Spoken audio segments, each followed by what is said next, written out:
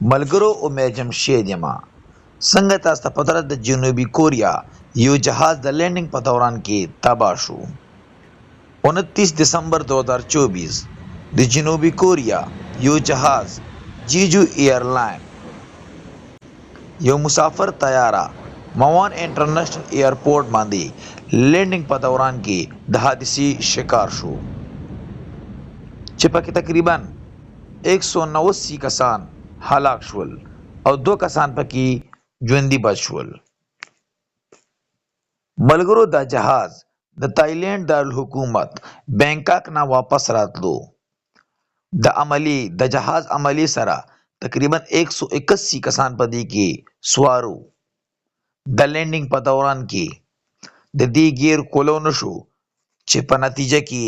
د حادثه رااله او دغه جهاز د ایرپورټ یو دیوال سره ټکراو شو او دا مکمل تباه شو د حادثې نه بعد د ریسکیو ټیمونو تقریبا 189 کسان دا دغه ورکو چې یردا په دې کې هلاک شوي دي او 2 کسان په دې کې بچ شوي دي د ابتدایي تحقیقات نه دا خبره معلومه شوې ده چې یا د موسم د خرابوالي په وجه باندې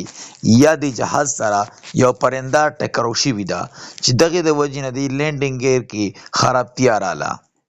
ملګرو د جهاز بلیک باکس او وایس ریکارډر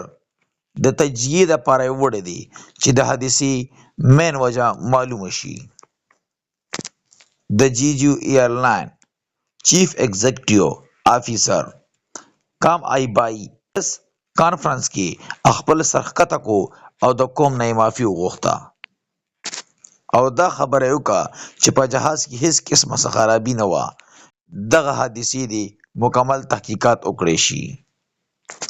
ملګرو دا د جنوبي کوریا هغه جهاز کوم چې